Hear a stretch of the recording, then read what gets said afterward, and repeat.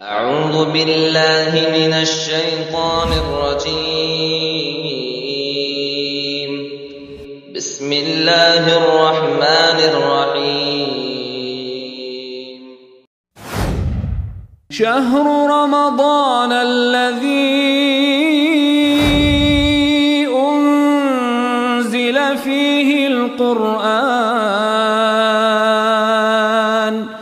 هدى للناس وبينات من الهدى والفرقان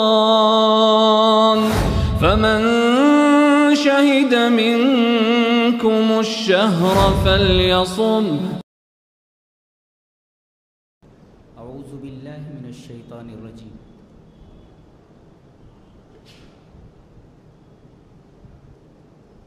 یہ قرآن حکیم کی آیت نہیں ہے. اعوذ باللہ من الشیطان الرجیم، بلکہ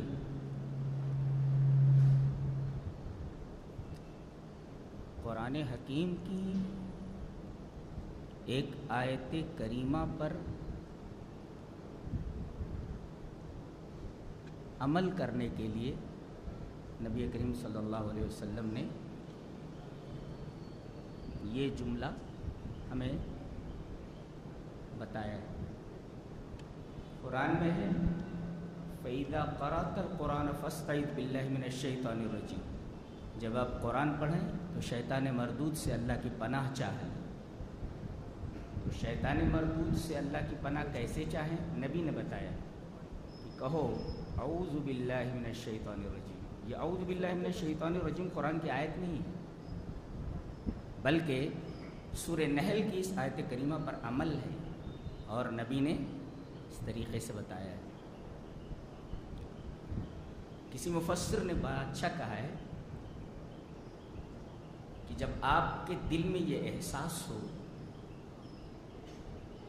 کہ نفس برائی کا حکم دے رہا ہے اور بھلائی سے روک رہا ہے، تو کہو اعوذ باللہ من الشیطان الرجیم.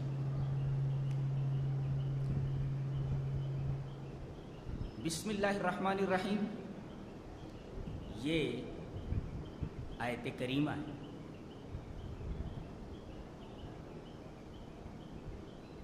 سوال یہ ہے کہ یہ سورہ فاتحہ کا جز ہے یا نہیں؟ تو جاننا چاہیے کہ سورہ فاتحہ میں 7 آیتیں ہیں. اسی وجہ سے کہا جاتا ہے یہ 7 من المثانی، 7 آیتیں ہیں جو بار بار دہرائی جاتی ہیں. اس کی شرح ایک حدیث میں ہے جو حدیث قدسی ہے کہ اللہ فرماتا ہے میں نے صلاۃ کو یعنی سورہ فاتحہ کو اپنے اور بندے کے درمیان تقسیم کر دیا ہے. تو آدھا بندے کے لیے، آدھا اللہ کے لیے، اور ایک آیت اللہ کے لیے اور بندے کے لیے دونوں. جیسے الحمدللہ رب العالمین، الرحمن الرحیم، مالک یوم الدین، یہ 3 یہ صرف اللہ کے لیے.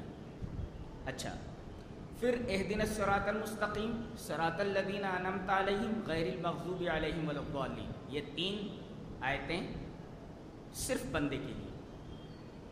تو پہلے کی 3 آیتیں صرف اللہ کے لیے اور آخر کی 3 آیتیں صرف بندے کے لیے. اور یہ جو بیچ والی آیت ہے ایاک نعبد و ایاک نستعین، یہ آدھا اللہ کے لیے ہے اور آدھا بندے کے لیے. ایاک نعبد، تیری ہی ہم عبادت کرتے ہیں، یہ اللہ کے لیے، اور وہ ایاک نستعین یہ بندے کے لیے. اب آپ گن لیجیے، 3 پہلے ہے جو اللہ کے لیے ہے، اور 3 بعد میں ہے جو بندے کے لیے ہے، اور ایک اللہ اور بندے کے درمیان مشترک ہے. اس طرح 7 آیتیں ہو گئی. یہ جو ایاک نعبد و ایاک نستعین ہے سورہ فاتحہ کی روح ہے. ہر چیز کی ایک روح ہوتی ہے، اگر روح نکال لی جائے تو جسم کی کوئی قدر و قیمت نہیں رہتی، جسم کی اہمیت اور اس چیز کی اہمیت گھٹ جاتی ہے. ایسے ہی سورہ فاتحہ کی روح ایاک نعبد و ایاک نستعین ہے. اور بالکل یہ انگوٹھی میں نگینے کی طرح ہے.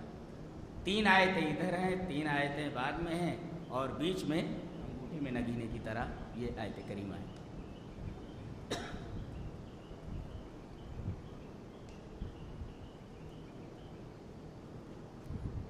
تو یہ مسئلہ صاف ہوا کہ بسم اللہ الرحمن الرحیم یہ سورہ فاتحہ کا جز نہیں ہے. جس طرح قرآن شروع کرتے وقت ہمیں شیطان مردود سے پناہ چاہنے کے لیے اعوذ باللہ من الشیطان الرجیم کہنا سکھایا گیا ہے، اسی طرح جب بھی کوئی اچھا کام کریں تو نبی کریم صلی اللہ علیہ وسلم نے ہمیں حکم دیا ہے. ایک حدیث موجود ہے کہ کوئی بھی محترم بالشان کام، کوئی بھی اچھا کام آدمی شروع کرے تو بسم اللہ الرحمن الرحیم کہہ کر کے شروع کرے. اگر بسم اللہ الرحمن الرحیم کے ذریعے اس کام کو شروع نہیں کرتا تو وہ کام اقطع ہوتا ہے. وہ حدیث پڑھ لیتے ہیں، ابو ہریرہ سے مروی ہے. حضرت ابو ہریرہ فرماتے ہیں کہ نبی اکرم صلی اللہ علیہ وسلم نے ارشاد فرمایا کل امر ذی بال لم یبدا ببسم اللہ الرحمن الرحیم فهو اقطع. ہر محترم بالشان کام، ہر اچھا کام جو بسم اللہ الرحمن الرحیم کے ذریعے نہ شروع کیا جائے وہ ادھورا رہتا ہے اور برکت سے محروم رہتا ہے. لہذا ہمیں تعلیم دی گئی ہے کہ ہر اچھا کام بسم اللہ الرحمن الرحیم کہہ کر کے شروع کریں. تو یہ اعوذ باللہ من الشیطان الرجیم اور بسم اللہ الرحمن الرحیم کا معاملہ تھا. اور یہ بھی معاملہ سمجھ میں آیا کہ بسم اللہ الرحمن الرحیم سورہ فاتحہ کا جز نہیں ہے.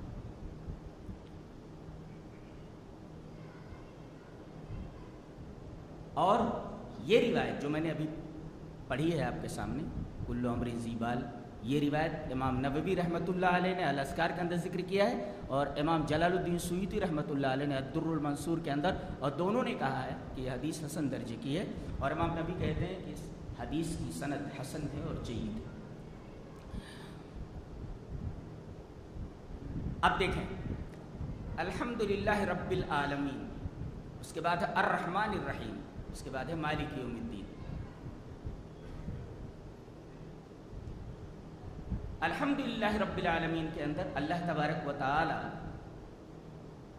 کی صفت الوہیت ہے پہلے الحمدللہ، اس کے بعد رب العالمین یہ صفت ربوبیت ہے، اور الرحمن الرحیم یہ توحید اسماء و صفات ہے. گویا کہ توحید الوہیت اللہ سے معلوم ہوئی اور توحید ربوبیت رب العالمین سے معلوم ہوئی، اور الرحمن الرحیم یہ جو توحید اسماء و صفات ہے یہ الرحمن الرحیم سے معلوم ہوئی. گویا کہ اس سورہ کریمہ کے اندر تینوں توحیدوں کا بیان ہے، توحید الوہیت، توحید ربوبیت اور توحید اسماء و صفات. آدمی جب الرحمن الرحیم کہتا ہے الرحمن الرحیم تو اسے یہ تصور ہونا چاہیے کہ اللہ تبارک و تعالیٰ نے یہاں اپنی صفت رحمت کو 2 بار ایک ساتھ ذکر کیا ہے، الرحمن اور الرحیم، اور اس کے بعد مالک یوم الدین. یہ مالک یوم الدین یعنی حشر کے دن کا میں مالک، یعنی ڈرایا گیا کہ قدم پھونک پھونک کر کے رکھنا، تمہارے کرتوتوں کا حساب لیا جانے والا. تو مالک یوم الدین کے اندر تہدید ہے، تہدید یعنی ڈرایا گیا ہے کہ خبردار ہوش میں رہنا. اب آپ دیکھیں کہ الرحمن الرحیم صفت رحمت کو 2 بار لایا گیا اور صفت تہدید کو یعنی ڈرانے والی بات کو 1 دفعہ لایا گیا. پتہ یہ چلا کہ اللہ تبارک و تعالیٰ کی رحمت، اللہ تعالیٰ کا رحم اس کے غضب کے اوپر حاوی ہے. کتنی پیاری بات ہے. الرحمن الرحیم میں 2 مرتبہ رحمت کو لایا گیا، اور ڈانٹنے کے بارے میں جب بات آئی تو ایک ہی آیت لائی گئی مالک یوم الدین. مالک یوم الدین کے اندر ڈراوا ہے، تہدید ہے. تو صفت رحمت اللہ کی یہ اس کے غضب کے اوپر حاوی ہے. اور مسلم شریف کی ایک روایت بھی ہے کہ نبی کریم صلی اللہ علیہ وسلم نے فرمایا، اللہ فرماتا ہے ان رحمتی تغلب غضبی، میری رحمت میرے غضب کے اوپر حاوی ہے. اس کے بعد آپ غور کریں تو آپ کو معلوم ہوگا کہ اللہ تبارک و تعالی نے مانگنے کا طریقہ بتایا گیا کہ مانگا کیسے جائے. تو پہلے اللہ کی تعریف کرو، الحمدللہ رب العالمین الرحمن الرحیم مالک یوم الدین، تو پہلے اللہ کی تعریف کی جائے اور اس کے بعد یہ بتایا جائے کہ ہم تیری ہی عبادت کرتے ہیں اور تجھی سے مدد مانگتے ہیں، یعنی عبادت کے لائق تو ہی ہے اور جس سے مانگا جائے تیرے علاوہ کوئی نہیں۔ یہ کہنے کے بعد اب کہا گیا کہ اب ہدایت کی دعا مانگو۔ لہذا آدمی کو جب کوئی دعا مانگنی ہو تو پہلے وہ اللہ کی تعریف کرے اور اس کے بعد اپنی عبودیت کا اعتراف کرے کہ میں تیرا بندہ ہوں اور میں تیری ہی عبادت کرتا ہوں، تجھ سے مدد مانگتا ہوں۔ اس کے بعد آپ دیکھیں ایاک نعبد و ایاک نستعین میں ایاک نعبد پہلے کہ ہم تیری ہی عبادت کرتے ہیں، اس کے بعد یہ کہا کہ و ایاک نستعین ہم تیری ہی مدد چاہتے ہیں۔ پتہ یہ چلا کہ اللہ تبارک و تعالیٰ کی عبادت ہو ہی نہیں سکتی اگر آپ اللہ تبارک و تعالیٰ سے مدد نہ چاہیں۔ اس کا مطلب جو بھی نیکی کا کام بندہ کرتا ہے وہ اللہ تبارک و تعالیٰ کی مدد سے کرتا ہے۔ اگر اللہ تبارک و تعالیٰ کی توفیق شامل حال نہ ہو تو کوئی بھی اللہ کی عبادت نہیں کر سکتا۔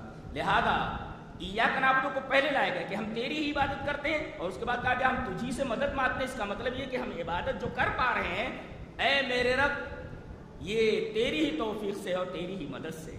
لہذا ایاک نعبد پہلے اور و ایاک نستعین بعد۔ اب دیکھو آدمی اگر تنہا نماز پڑھ رہا ہو تب بھی کہے گا ایاک نعبد، جبکہ وہ تنہا ہے اور نعبد مانے ہم عبادت کرتے ہیں، ہم تیری ہی عبادت کرتے ہیں۔ ایاک اعبد کیوں نہیں کہہ سکتا؟ اس میں اشارہ اس بات کی طرف ہے کہ آدمی تنہا بھی پڑھے نماز تب بھی ایاک نعبد کہے گا اور و ایاک نستعین کہے گا، یعنی جمع کا صیغہ استعمال کرے گا، جمع متکلم کا۔ کیوں؟ اس میں اشارہ اس بات کی طرف ہے کہ مسلمانوں کی زندگی اجتماعی ہونی چاہیے۔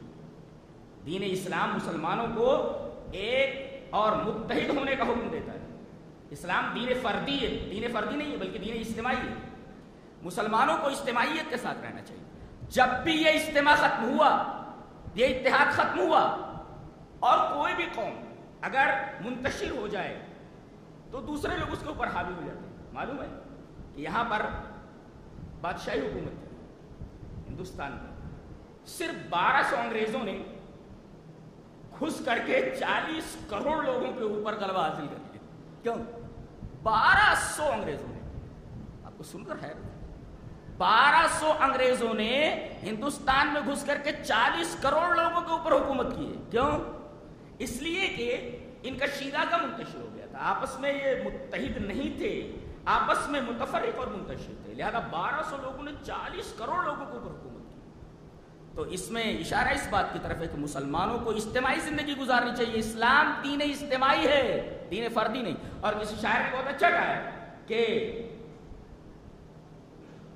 دین جو ہے وہ ربط ملت سے ہے، تنہا کچھ نہیں، اور موج ہے دریا میں اور بیرون دریا کچھ نہیں۔ تو نعبد لا کر کے یہ بتایا گیا، نستعین لا کر کے جمع متکلم کا صیغہ لا کر کے بتایا گیا کہ آدمی کو اجتماعی زندگی گزارنی چاہیے۔ اب ہم ہر نماز میں کہتے ہیں اللہ ہمیں ہدایت دے، اللہ ہمیں ہدایت دے۔ کیوں؟ پوری زندگی آپ ہدایت کی دعا مانگتے رہے کہ آپ کو ہدایت نہیں ملی؟ کوئی یہ سوال کر سکتا ہے؟ یا آپ ہر نماز میں ہدایت کی دعا مانگتے رہتے تو کیا زندگی بھر مرتے دم تک آپ کو ہدایت ملی ہی نہیں؟ اس لیے کہ ہمیشہ آپ کہتے ہیں اہدنا الصراط المستقیم، اہدنا الصراط المستقیم۔ جواب اس کا یہ ہے کہ صراط المستقیم پر چلنے والا جو شخص ہے سالک، آگے شیطان اسی راستے پر بیٹھا ہوا ہے۔ جب اللہ تعالیٰ نے اسے رادہ درگاہ کیا تو اس نے یہی کہا تھا ثم لآتینہم من بین ایدیہم ومن خلفہم وعن ایمانہم وعن شمائلہم ولا تجد اکثرہم شاکرین۔ میں صراط مستقیم پر چلنے والے شخص کے آگے سے حملہ کروں گا، پیچھے سے حملہ کروں گا، دائیں سے حملہ کروں گا، بائیں سے حملہ کروں گا، اور اسے شکر گزار نہیں چھوڑوں گا، یعنی توحید کے پلیٹ فارم سے اس کو اتار کر کے مشرک بنا دوں گا۔ تو اسی راستے پر وہ بیٹھا ہوا ہے، کبھی بھی آپ کو یہ اس راستے سے ہٹا سکتا ہے۔ لہذا مرتے دم تک چونکہ آپ صراط مستقیم پر چل رہے ہیں اور خطرہ مستقل ہے، اس لیے کہ شیطان اسی راستے پر بیٹھا ہوا ہے، آپ کو کبھی بھی اس راستے پر سے اتار سکتا ہے۔ لہذا ضرورت ہے کہ آپ ہر قدم پر، ہر نماز میں اللہ تبارک و تعالیٰ سے ہدایت کی دعا مانگیں کہ اللہ ہمیں ہدایت پر جمائے رکھنا، کبھی شیطان کو یہ موقع نہ ملے کہ وہ ہمیں صراط مستقیم سے ہٹا سکے۔ صراط مستقیم کی تفسیر ایک صحابی حضرت عبداللہ ابن عباس نے کی ہے کہ صراط مستقیم کہتے کس کو؟ کہتے ہیں کہ هو القرآن، صراط مستقیم قرآن کا نام ہے. اذا كنت مع القرآن فانت على الصراط، اگر آپ قرآن کے ساتھ ہیں تو صراط مستقیم پر ہیں. اب بتائیے کہ آپ میں سے کتنے لوگ قرآن حکیم کے ساتھ ہیں؟ ابن قیم رحمۃ اللہ نے فرمایا کہ کوئی آدمی اگر 3 دن تلاوت نہ کرے تو سمجھو اس نے قرآن کو چھوڑ دیا، وہ قرآن کے ساتھ نہیں ہے. بہت بڑی بات کہہ رہا ہوں. ابن قیم رحمۃ اللہ علیہ فرما رہے کہ اگر کوئی آدمی 3 دن قرآن نہ پڑھے، 3 دن قرآن حکیم کی تلاوت نہ کرے تو وہ قرآن کو چھوڑنے والا ہے. اور آپ جانتے ہیں کہ جو قرآن کو چھوڑ دے، اللہ کے رسول صلی اللہ علیہ وسلم قیامت کے دن 2 چیزیں کریں گے. ایک تو آپ سجدے میں گر جائیں گے، اور اللہ تبارک و تعالیٰ ایسی تعریفیں سکھائے گا اپنی کہ وہ ایسی تعریف کسی کو سکھائی نہیں گئی. اور آپ ان الفاظ سے جو اللہ سکھائے گا اللہ تبارک و تعالیٰ کی تعریف کریں گے اور اللہ بہت خوش ہو جائے گا اور کہے گا ارفع راسک، اپنا سر اٹھائیے، سل تعطی، مانگیے آپ کو دیا جائے گا. اللہ کیا شان ہے. نبی کو سجدے میں جانے کے لیے کہا گیا اور کہا گیا کہ آپ میری تعریف کریں، اور بتا بھی رہا ہے کہ ان الفاظ میں میری تعریف کیجیے. اب نبی سجدے میں ہے اور اللہ الفاظ سکھا رہا ہے. ان الفاظ تحمید، تعریف والے الفاظ کو نبی کریم صلی اللہ علیہ وسلم استعمال فرما رہے اور اللہ کی تعریف کر رہے. اللہ کی رحمت جوش میں آتی ہے. ارفع راسک یا محمد، ارفع راسک، اپنا سر اٹھائیے، سل تعطی، جو مانگو دیا جائے گا. اور اشفع تو شف، آپ سفارش کیجیے ہم معاف کر دیں گے. سفارش آپ کو قبول کی جائے گی. جانتے ہیں آپ، تو جہاں آپ اپنے امتیوں کی سفارش فرمائیں گے، صرف مشرک کی سفارش کا حکم نہیں ہوگا. جس نے دنیا میں شرک کیا ہوگا وہ نبی کی سفارش کے دائرے میں نہیں آئے گا. جی وہ تو بخشا ہی نہیں جائے گا. لہٰذا شرک سے آپ دور رہیں. اس کے علاوہ نبی کریم صلی اللہ علیہ وسلم سے کہا جائے گا آپ سفارش کیجیے، آپ کی سفارش قبول کی جائے گی. اب آپ سفارش کریں گے، آپ کی سفارش قبول کی جائے گی اور آپ کے امتی جو مشرک نہیں ہے بخش دیے جائیں گے. کچھ لوگوں کا گناہ اتنا بڑا ہوگا کہ انہیں جہنم میں ڈالا جائے گا، پھر اس کے بعد اللہ تبارک و تعالیٰ کی رحمت ہوگی انہیں نکال لیا جائے گا. جہاں ایک طرف آپ سفارش فرمائیں گے، دوسری طرف کچھ لوگوں کے خلاف مقدمہ دائر ہوگا. وقال الرسول یا رب ان قوم اتخذوا هذا القرآن مهجورا. ایک طرف سفارش فرما رہے ہیں آپ اپنے امتیوں کی، اور دوسری طرف کچھ امتی ایسے بھی بدبخت اور بدنصیب ہوں گے کہ نبی کریم صلی اللہ علیہ وسلم ان کے خلاف مقدمہ دائر کریں گے. دعویٰ کرنے والا کون؟ مدعی کون؟ نبی کریم صلی اللہ علیہ وسلم. اور جس کے بارے میں مقدمہ دائر کیا جا رہا ہے وہ قرآن، اور جس کی بارگاہ میں مقدمہ دائر کیا جا رہا ہے وہ رب تعالیٰ. اسی کا کلام ہے کہ میری قوم نے اس قرآن کو مہجور کر دیا تھا. ابن قیم کہتے ہیں کہ 3 دن اگر آدمی قرآن نہ پڑھے تو وہ قرآن کو مہجور کرنے والا ہوا. تو آج سے قرآن پڑھیں گے نا برابر، یعنی کم سے کم 3 دن میں 1 دن تو پڑھ ہی لیجیے تاکہ وہ 3 دن مسلسل آپ قرآن کو چھوڑنے والے نہ بنے. تو اہدنا الصراط المستقیم، اے اللہ ہمیں سیدھے راستے پر جمع دے. اور صراط مستقیم کیا ہے؟ قرآن ہے. تو جب تک آپ قرآن کے ساتھ ہیں آپ صراط مستقیم پر. اس کے بعد یہ فرمایا گیا کہ ہدایت کی 2 قسمیں ہوتی ہیں. ہدایت علم، جس کو ہدایت ارشاد کہتے ہیں، ہدایت ارشاد کہتے ہیں، اور ایک ہوتا ہے ہدایت توفیق سے، ہدایت عمل. اللہ تبارک و تعالیٰ نے تمام انسانوں کو، جتنے بھی انسان ہیں سب کو ایک طریقے کی ہدایت دی ہے. کافر کو بھی ہدایت دی ہے. کون سی ہدایت؟ توحید ارشاد اور توحید علم. سب کو علم دے دیا کہ ہدایت کس کو کہتے ہیں. اسی وجہ سے دوسرے پارے کے اندر کہا گیا ہدی للناس، یہ قرآن حکیم تمام انسانوں کے لیے ہدایت ہے. اس میں کافر کے لیے بھی ہدایت ہے، سب کے لیے ہدایت ہے. یہ ہدایت ارشاد اور ہدایت علم ہے. علم دے دیا گیا کہ ہدایت کیا چیز ہے، جنت کا راستہ کون سا، جہنم کا راستہ کون سا، سب کو بتا دیا گیا. کافر کو بھی دے دیا گیا یہ علم. لیکن توفیق یعنی آدمی اس راستے پر چل کر کے جنت تک پہنچ جائے، اس کو کہتے ہیں ہدایت عمل، ہدایت توفیق. یہ اللہ جس کو چاہے اسے عطا کرتا ہے. اللہ نے فرمایا 24ویں پارے کے اندر وَأَمَّا سَمُودُ فَهَدَيْنَاهُمْ فَاسْتَحَبُّوا الْعَمَىٰ. ہم نے سمود کو، جن کو تباہ کر دیا، ہم نے صالح علیہ السلام کی قوم تھی، ہم نے تباہ کر دی. پہلے ہم نے ان کو ہدایت دی. وَأَمَّا سَمُودُ فَهَدَيْنَاهُمْ فَاسْتَحَبُّوا الْعَمَىٰ عَلَى الْهُدَىٰ. انہوں نے پریفر کیا گمراہی کو، گمراہی لے لی ہدایت دے کر کے. دیکھو ہدایت کا علم دے دیا گیا، مگر انہوں نے ہدایت کے اوپر عمل نہیں کیا، اور ہدایت کے اوپر عمل یہ اللہ تبارک و تعالیٰ کی طرف سے ہوتا ہے جی۔ تو ہدایت علم تمام انسانوں کے لیے، اور ہدایت عمل، ہدایت توفیق اللہ کے خاص بندوں کے لیے۔ آپ لوگ خوش ہو جائیے کہ اللہ تبارک و تعالیٰ نے آپ کو ہدایت ارشاد بھی دی اور ہدایت توفیق بھی عنایت فرمائی ہے کہ آپ ہدایت کو سمجھتے بھی ہیں اور ہدایت پر عامل بھی۔ بعد میں کہتے ہیں کہ ہدایت کے راستے سے آدمی ہٹتا کیوں اور ہدایت کو قبول کیوں نہیں کرتا؟ ہدایت کو قبول کیوں نہیں کرتا؟ کہتے ہیں اس کی دو وجہ ہیں، ایک عناد اور دوسری جہالت۔ آدمی سرکشی اور دشمنی کو جگہ، ارے میں اس کی بات کیوں مانوں؟ تو عناد کی وجہ سے، دشمنی کی وجہ سے وہ ہدایت کو قبول نہیں کرتا، اور ایک ہوتا جہالت کی وجہ سے، اسے علم ہی نہیں، اس وجہ سے ہدایت کو قبول نہیں کرتا۔ تو کہا مغضوب علیہم یعنی یہود، یہ عناد کی وجہ سے ہدایت کو قبول نہیں کر رہے ہیں، اور ضالین یعنی نصارہ، یہ جہل کی وجہ سے، جہالت کی وجہ سے ہدایت کو قبول نہیں کر رہے ہیں۔ تو کوئی آدمی ہوتا ہے لا علم ہوتا ہے، جاہل ہوتا ہے، اس وجہ سے وہ ہدایت کو قبول نہیں کرتا، اور ایک آدمی ہدایت کو جانتا ہے پھر بھی نہیں مانتا۔ تو ایک ہے جاننا، ایک ہے ماننا۔ تو یہود جانتے تھے مگر مانتے نہیں تھے، اور یہود اور نصارہ یہ نہیں جانتے تھے اس لیے نہیں مانتے تھے۔ اسی وجہ سے کہا گیا کہ بے عمل عالم یہود کی طرح ہے اور بے علم عامل نصارہ کی طرح ہے۔ اگر کوئی آدمی عالم ہو اور عمل نہ کرے تو یہودیوں کی طرح، اس لیے کہ اسے معلوم ہے ہدایت کیا ہے، پھر بھی عمل نہیں کر رہا ہے، تو یہود کے راستے پر چلنے لگا۔ اور بے علم عامل، کتنے لوگ ہیں خالی عمل کر رہے ہیں لیکن ان کے پاس علم نہیں ہے، تو بے علم عامل نصارہ کی طرح ہے اور بے عمل عالم یہود کی طرح ہے۔ تو گویا کہ تین فرقے اس میں بتائے گئے، ایک تو انعمت علیہم منعم علیہم، اور دوسرے مغضوب علیہم، تیسرے ضالین۔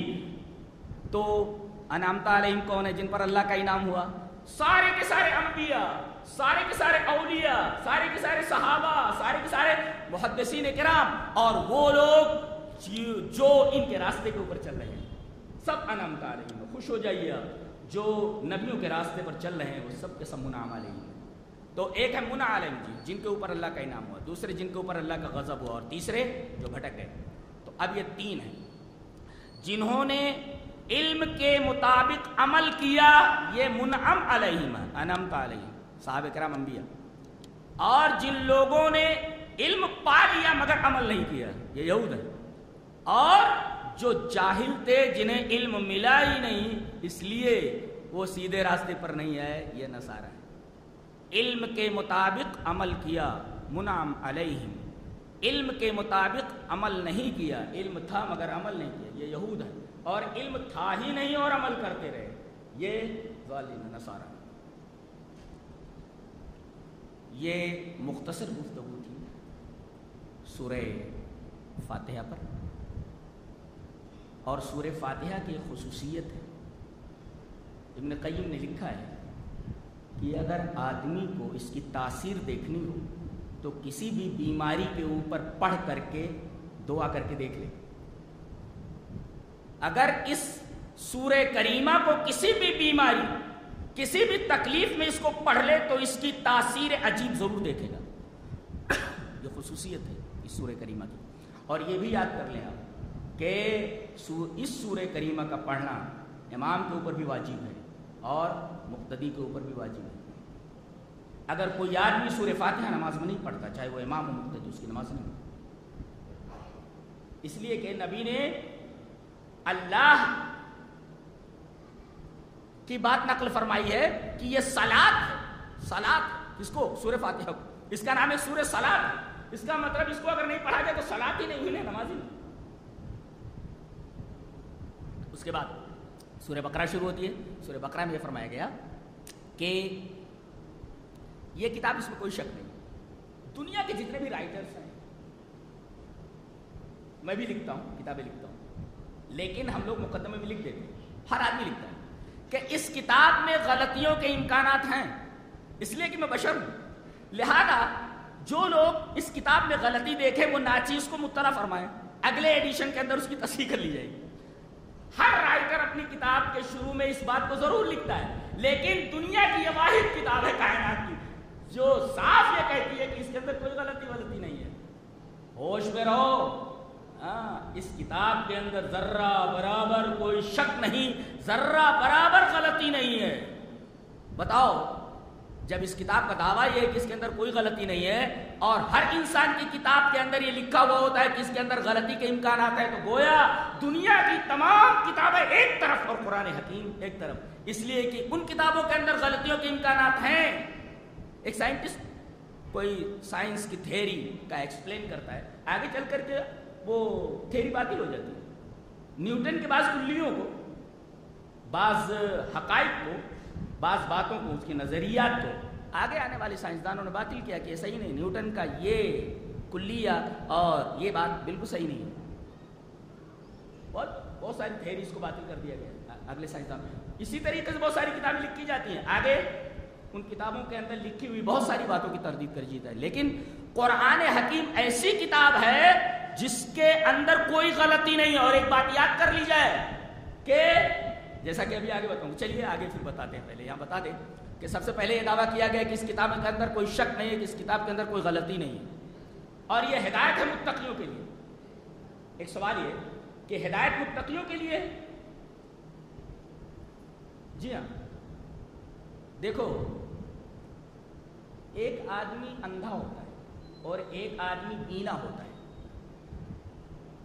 ایک کے پاس آنکھیں ہی نہیں، بینا ہی، ایک کے پاس آنکھیں ہیں۔ بتاؤ، سورج نکلتا ہے تو سب کے لیے نکلتا ہے کہ نہیں؟ اندھے کے لیے بھی نکلتا ہے اور بینا کے لیے بھی نکلتا ہے، لیکن فائدہ کون اٹھاتا ہے؟ جو آنکھوں سے دیکھتا ہے، جس کے پاس بینا ہی موجود ہے۔ ایسے ہی ہدایت تو تمام لوگوں کے لیے قرآن حکیم، لیکن جن کے دل میں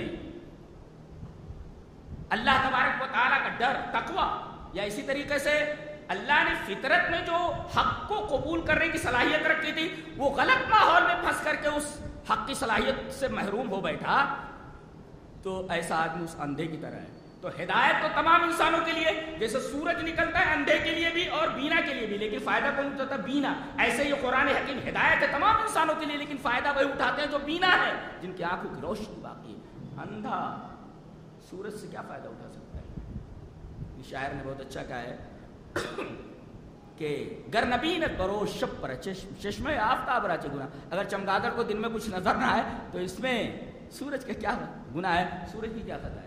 خطا تو اس کی ہے کہ اس کے پاس آنکھیں نہیں۔ تو یہاں جو ہدی للمتقین کہا گیا ہے، اصل میں یہ ہدی للناس ہی ہے، تمام انسانوں کے لیے ہدایت ہے، لیکن فائدہ وہ اٹھاتے ہیں جن کے اندر تقویٰ ہوتا ہے۔ تقویٰ کا مطلب یہ کہ اللہ نے قبول حق کی جو صلاحیت انسان کے اندر رکھی تھی، غلط ماحول میں پھنس کر کے اس صلاحیت کو اس نے کھویا نہیں۔ حدیث بھی ہے کہ اللہ تبارک و تعالیٰ نے آدمی کو فطرت اسلام پر پیدا کیا ہے، لیکن اس کے ماں باپ اسے یہودی بنا دیتے ہیں، ماں باپ اسے نصرانی بنا دیتے ہیں، ماں باپ اسے مجوسی بنا دیتے ہیں۔ دیکھو، اللہ نے فطرت کے اندر قبول حق کی استعداد رکھی تھی، لیکن غلط ماحول میں پھنس کر کے قبول حق کی اس استعداد کو کھو بیٹھا، تو غلطی اس کی ہے نا۔ تو ہدی للمتقین، اور متقیوں کا سب سے پہلا خاصہ، سب سے پہلی خصوصیت کہ وہ غیب پر ایمان رکھتے ہیں۔ اچھا، اس سے پتہ ہے چلا الذین یؤمنون بالغیب، غیب پر ایمان رکھتے ہیں، ویقیمون الصلاۃ۔ دیکھو، یہ ایمان کا تعلق دل سے ہے اور نماز کا تعلق ظاہر سے۔ پتہ یہ چلا کہ ایمان میں نماز بھی داخل ہے، زکوٰۃ بھی داخل ہے، یہ ساری چیزیں اس کے اندر داخل ہے۔ تو ایمان نام ہے زبان سے اقرار کا اور دل سے تصدیق کا اور اعضاء و جوارح سے عمل کا۔ ایمان کا مطلب کیا ہے؟ ایمان نام ہے دل سے تصدیق کا، تصدیق بالجنان اور اقرار باللسان، زبان سے اقرار کرے، دل سے تصدیق کرے، زبان سے اقرار کرے اور عمل بالارکان، اعضاء و جوارح سے اس پر عمل کرے۔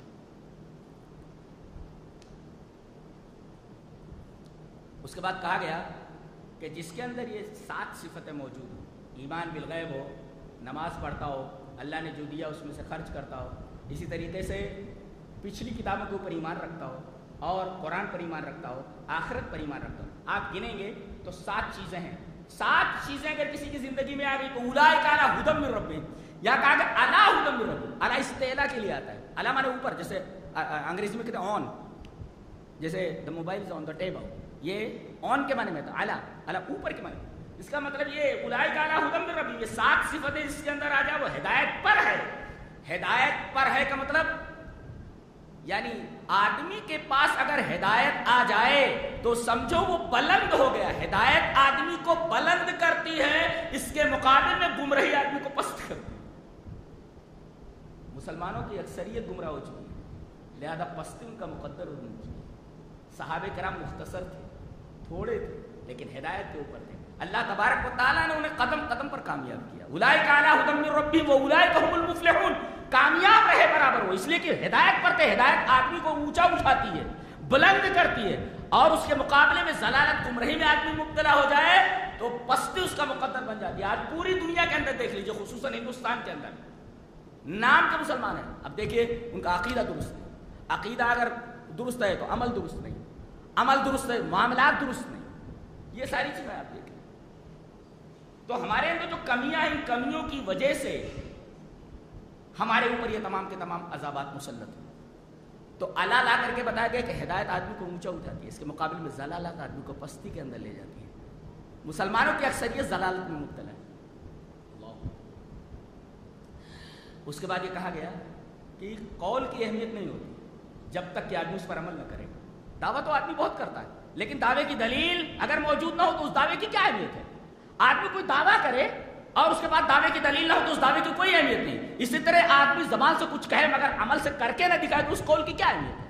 وَمِنَ النَّاسِ مَن يَقُولُ آمَنَّا بِاللَّهِ. منافق یہ کہتے ہیں کہ ہم ایمان لائے، ہم ایمان لائے. وہ زبان سے کہہ رہے ہیں لیکن عمل نہیں ان کا. پتہ یہ چلا کہ قول کی اہمیت اس وقت ہوتی ہے جب آدمی اس قول کو پر عمل کر کے بتائے. یہ ویسے ہی ہے جیسے آدمی کھوکھلا دعویٰ کرے اور دعوے کی دلیل یعنی عمل اس کے پاس. کہا گیا کہ منافق ایسے ہی کہ ان کے دل میں مرض ہے. یہ بہترین تعبیر ہے، خوبصورت تعبیر ہے قرآن حکیم کی کہ ان کے دلوں میں مرض ہے. مرض کا کیا مطلب؟ دیکھو آدمی جب بیمار ہوتا ہے تو اس کا جو احساس ہوتا ہے، احساس وہ خلاف حقیقت چیز کو مانتا ہے. مثلا آدمی بخار کے اندر مبتلا ہو تو اسے میٹھی چیز بے ذائقہ معلوم ہوتی ہے. تو کیا وہ میٹھی چیز بے ذائقہ ہے؟ نہیں. میٹھی چیز پھیکی ہے؟ قطعا نہیں. کہا ہی جائے گا کہ آدمی بیمار ہے. تو آدمی جب بیمار ہو تو چیز کو خلاف حقیقت محسوس کرتا ہے. ایسے ہی اگر آدمی کی روح بیمار ہو، جیسے منافق کی روح بیمار ہوتی ہے تو وہ حق کو باطل اور باطل کو حق سمجھنے لگتا ہے. یہ یاد رکھیے کہ آدمی کا دل اگر بیمار ہو جائے، جیسے مریض اگر ہے، آدمی بیمار ہے تو اسے خلاف واقعہ، خلاف حقیقت چیز کا احساس ہوتا ہے. ایسے ہی آدمی کی روح بیمار ہو تو وہ حق کو باطل اور باطل کو حق، سچ کو جھوٹ اور جھوٹ کو سچ سمجھنے لگتا ہے اور اس کی تائید کرنے لگتا ہے.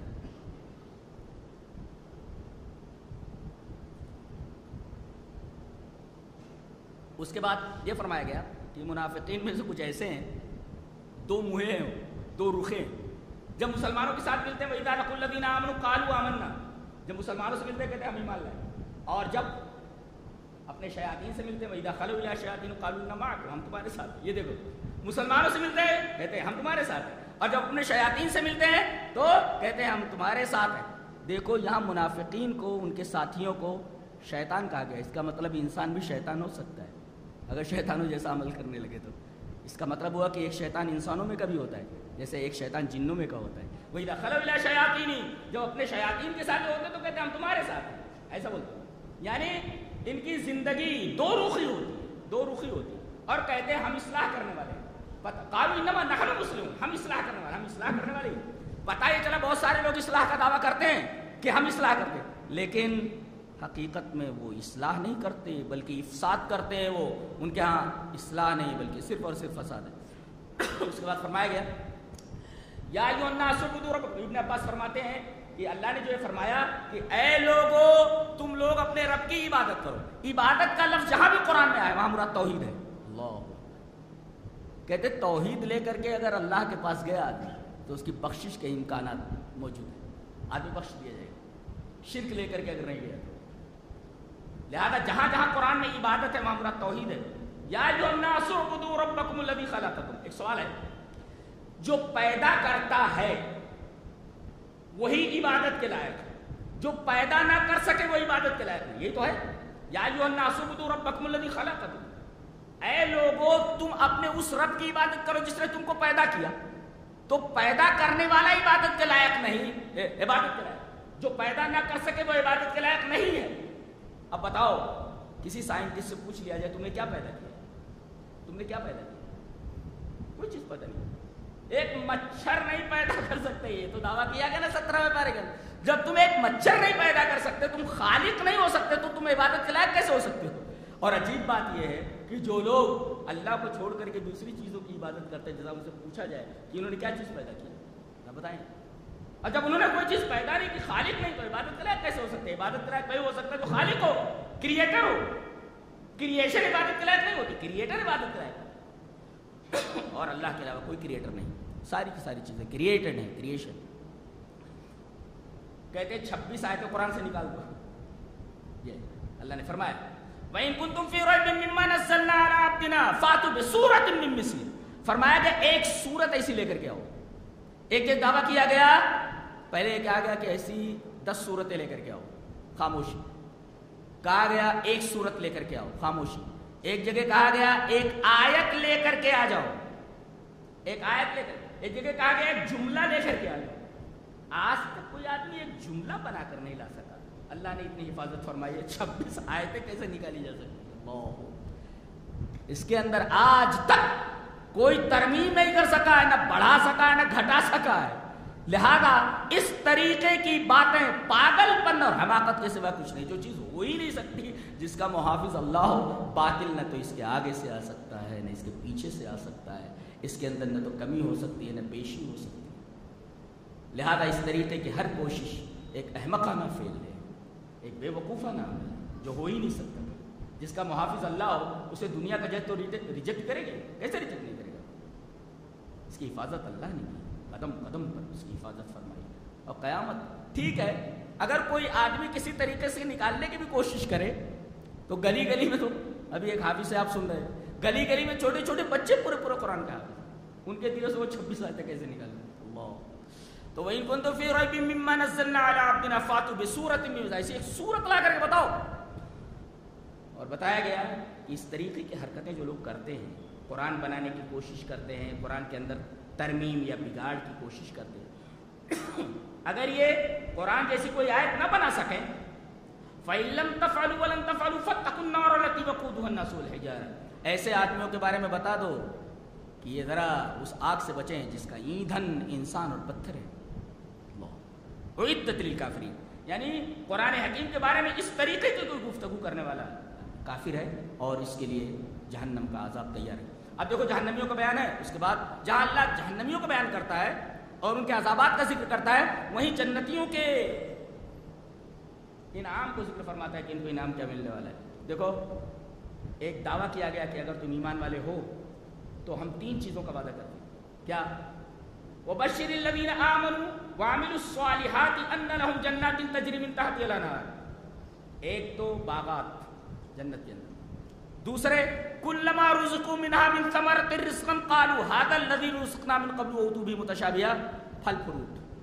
ایک تو باغات، دوسرے پھل، اور تیسرے عورتیں، ازواج مطہرہ، پاک عورت، پاک عورت. تو یہ مان لو باغات اور پھل ایک مان لو، اور اس کے بعد ازواج مطہرہ، بیویاں، دوسری نعمت ہم فیہا خالدون، اور ہمیشہ رہے. یہ دنیا ایسی ہے کہ اس کے اندر آدمی ہمیشہ نہیں رہتا، نکال دیا جاتا ہے. نہ نعمت اس کے پاس رہتی ہے، نہ دولت اس کے پاس رہتی ہے، کوئی چیز نہیں، یہاں سے نکال دیا جاتا ہو. لیکن جنت کے اندر یہ تینوں چیزیں ہیں، یہ تینوں چیزیں ہمیشہ رہنے والی ہیں. تو گویا کہ اللہ تبارک و تعالیٰ نے 3 نعمتیں دی. ایک نعیم بدن، باغات اور پھل، یہ بدن کی نعمت ہے. ازواج المطہرہ، پاک بیویاں، یہ نعیم نفس ہے، نفس کی نعمت ہے. اور ہم فیہا خالدون، یہ اللہ تبارک و تعالیٰ نے انسان کے لیے نعیم قلب دیا ہے، دل کی نعمت ہے، یہ ہمیشہ یہاں رہنے والا ہے. اللہ تو 3 نعمتوں کا وعدہ ہے، نعیم بدن، نعیم نفس اور نعیم قلب. اس کے بعد اللہ نے فرمایا فرشتوں سے میں زمین میں خلیفہ بنانے والا ہوں. انہوں نے کہا کہ اللہ ہم لوگ تیری تسبیح و تقدیس کے لیے کافی ہیں, تو ایسے لوگوں کو پیدا کرے گا جو زمین میں فساد برپا کرے اور خون بہائے. اتجعل فیہا من یفسد فیہا ویسفک الدماء. دو باتیں انہوں نے کہی. کیا تو ایسی مخلوق پیدا کرنے والا ہے, ایسی مخلوق بنانے والا ہے جو فساد کرے اور خون بہائے؟ کیا معلوم ہے اس سے؟ اللہ تبارک و تعالیٰ کو اور فرشتوں کو جو چیزیں بہت ناپسند ہیں. ایک معصوم مخلوق ہے, نور سے بنائی گئی فرشتہ, اس کو بھی ناپسند ہے اور اللہ کو ناپسند ہے. کیا؟ ایک تو فساد کرنا, فساد پھیلانا, اور دوسرے خون بہانا. کوئی کہہ رہا ہے کہ اسلام آتنکواد کی راہ ہموار کرتا ہے, وہ کہتا ہے کہ مسلمانوں کے علاوہ جو بھی ملے ان کو قتل کر دو. اللہ اکبر. یہ پہلے پارے کے اندر بتا دیا گیا کہ اللہ تبارک و تعالیٰ کو اور ایک نوری مخلوق کو, ان کو بھی یہ دو چیزیں بہت ناپسند ہیں. کیا؟ ایک تو فساد فی الارض, زمین میں فساد کرنا, اور دوسرے خون بہانا. یہ دونوں چیزیں اللہ کو بھی ناپسند ہیں اور فرشتوں کو بھی ناپسند ہیں. تو بیجا کسی کا خون کیسے بہایا جا سکتا ہے؟ یہ اس آیت کریمہ سے معلوم. کہتے ہیں لیڈر کے لیے کیا ضروری ہے؟ دو چیزیں, تعلیم اور دوسرے امتحان. کسی آدمی نے بہت اچھا کہا ہے, بالتعلیم یرب القادہ وبالامتحان یسمع القادہ. کہتے ہیں کہ تعلیم سے لیڈروں کی تربیت کی جاتی ہے اور امتحان سے, آزمائش سے انہیں لیڈر بنایا جاتا ہے. تو لیڈر کے اندر دو چیزیں ہونی چاہیے. ایک تو علم ہونا چاہیے, علم ہونا بالتعلیم, تعلیم, اور دوسرے ان کو آزمایا جائے, امتحان لیا جائے. کسی فیکٹری میں بھی آپ جائیں, کسی بھی کام کے لیے آپ کو بلایا جائے تو یہ دو چیزیں دیکھی جائیں. آج تو صرف تعلیم اور سرٹیفکیٹ ہی دیکھ لی جاتی ہے, بس کافی ہے. بتایا گیا کہ نہیں, سرٹیفکیٹ کے ساتھ ساتھ باقاعدہ آپ انٹرویو فیس کیجیے, تب آپ کی صلاحیت سامنے آئے گی نا آپ کتنے پانی میں ہیں. تو لیڈر کے لیے دو چیزیں ضروری, اور کسی آدمی کو کام پر رکھنے کے لیے بھی یہ دو چیزیں ضروری ہیں. جیسے وعلم آدم الاسماء کلها, آدم کو تمام اسماء کا نام سکھا دیا گیا. اللہ تبارک تعالیٰ نے سکھا دیا. قال یا آدم انبئہم باسمائہم, پھر کہا گیا کہ ان کے نام بتاؤ. اب دیکھو, پہلے تعلیم دیا, قیادت کے لیے اللہ نے ان کی تربیت فرمائی, پھر کہا یا آدم انبئہم باسمائہم, ان کے نام بتاؤ. امتحان لیا گیا, چلو امتحان دو, یہ جو میں نے بتایا ہے چلو اس کا امتحان دو. امتحان دیا, تب اللہ تبارک و تعالیٰ نے ان کو زمین پر خلیفہ بنایا. ایک بڑی خوبصورت بات کہی گئی کہ دنیا میں اگر چار چیزیں مل جائیں تو عارضی طور پر آدمی پرسکون رہتا ہے, اس لیے کہ دنیا ہی عارضی ہے. لیکن یہ چاروں چیزیں مل جائیں تو خوش رہتا ہے. کیا؟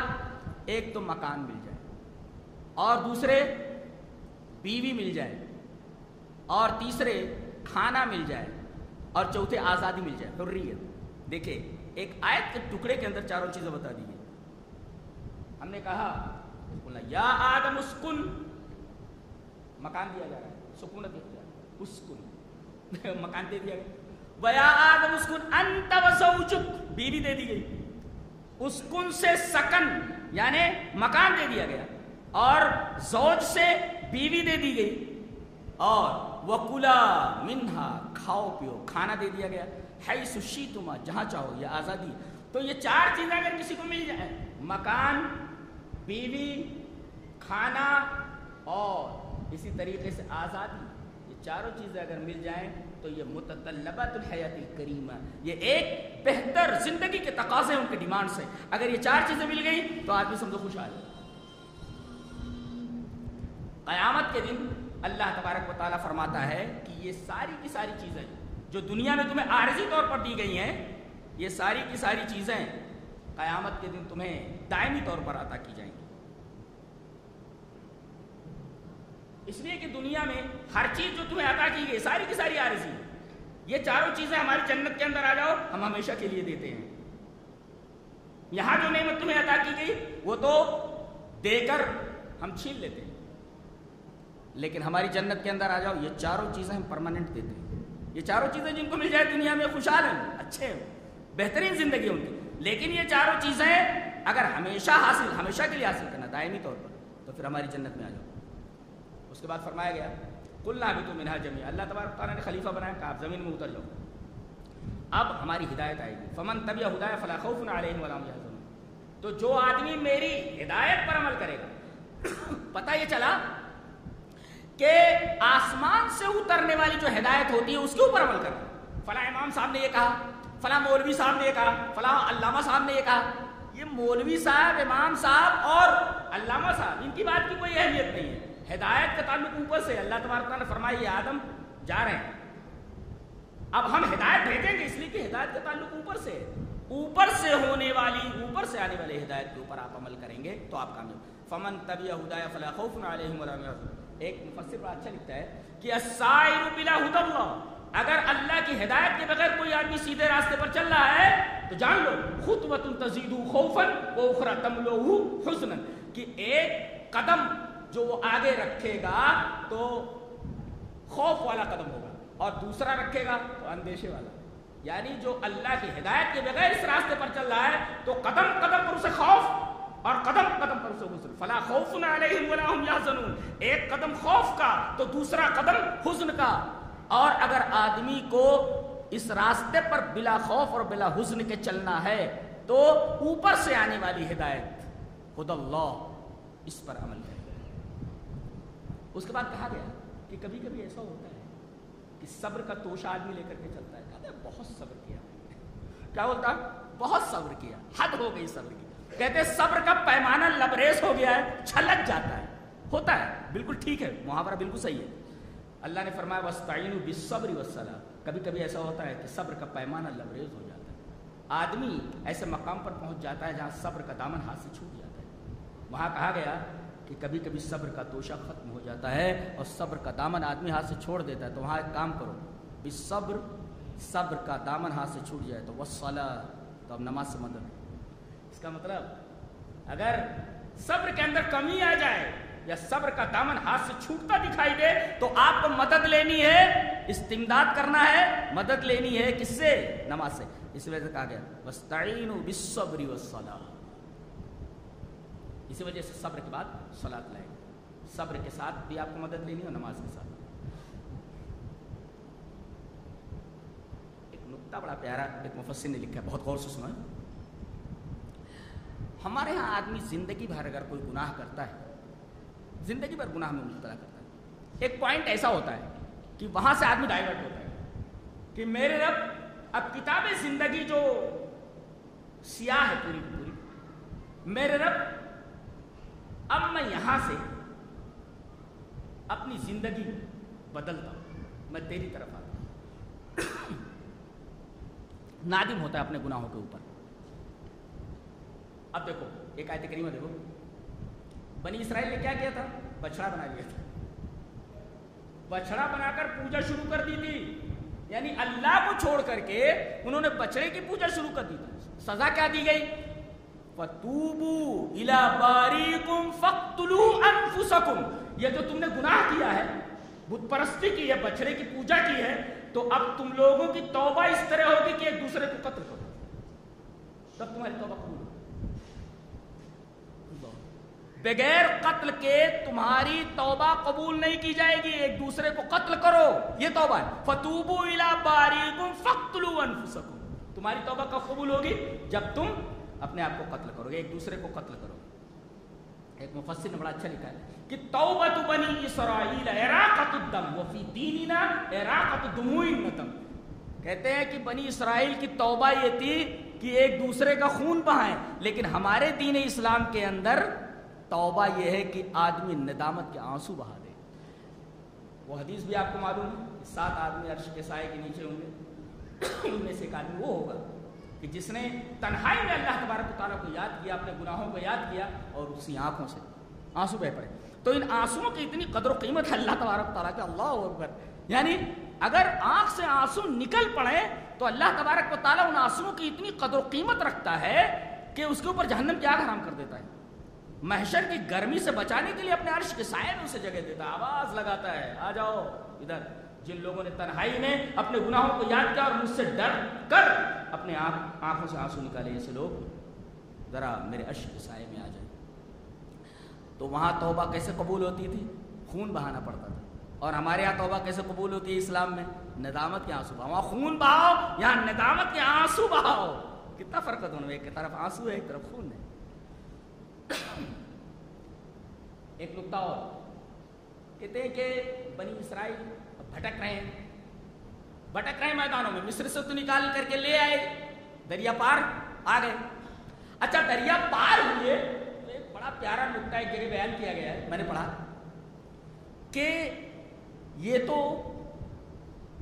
جو راستہ دریا میں بن گیا تھا اس راستے پر سے ہو کر کے اس طرف چلے گئے. اب فرعون کا لشکر اسی راستے پر آ جاتا ہے اور یہ پانی آپس میں مل جاتا ہے. سارے کے سارے دشمن ان کی نگاہوں کے سامنے ڈوبتے اور مرتے ہوئے دکھائی دے رہے. قرآن حکیم میں وانتم تنظرون کا اسے لانے کی کیا ضرورت تھی؟ واغرقنا آل فرعون وانتم تنظرون, ہم نے آل فرعون کو غرق کر دیا, تم دیکھ رہے تھے. یہ تم دیکھ رہے تھے کرنے کی کیا ضرورت ہے؟ کہتے ہیں کبھی کبھی ظلم اتنا بڑا ہوتا ہے, کوئی آدمی کسی پر اتنا ظلم کرتا ہے کہ مظلوم کو اتنا غصہ آتا ہے کہ اس کو وہ مرنے کی خبر سن لے تو اس کا غصہ کم نہیں ہوتا, مرتے ہوئے اپنی آنکھوں سے دیکھ لے تب جا کر اس کا غصہ ٹھنڈا ہوتا ہے. تو اللہ تبارک و تعالیٰ نے یہ فرمایا کہ تمہارے اوپر اتنا ظلم کیا گیا ہے, اگر ایسے ہی ان کو مار دیتے تو تمہارا غصہ کم نہیں ہوتا تھا. ہم تم کو دکھا رہے ہیں کہ دیکھو ہم تم کو کس طرح مار رہے ہیں, کس طرح تم دیکھو اپنی آنکھوں سے. یہ اللہ تبارک و تعالیٰ کی ایک نعمت کہ ظالم کو ختم کیا, اور دوسری نعمت یہ ہے کہ تمہاری آنکھوں کے سامنے انہیں تباہ و برباد کیا. لہذا ہمیں توکل کرنا چاہیے اور معاملہ اللہ کے اوپر چھوڑ دینا چاہیے. خود اچھے بن جاؤ, سارے معاملہ خود بخود سدھر جاتا ہے. اب میدان تین میں بھٹک رہے ہیں. جب آپ پیاسے ہوئے کہا کہ پانی چاہیے. وَإِذِ اسْتَسْقَىٰ مُوسَىٰ لِقَوْمِهِ فَقُلْنَا اضْرِب بِّعَصَاكَ الْحَجَرَ, کہا پانی چاہیے. اب کہا گیا کہ آپ اپنا سوٹا اٹھائیے اور پتھر پر ماری. اب انہوں نے اپنا عصا اٹھایا اور پتھر کے اوپر مارا.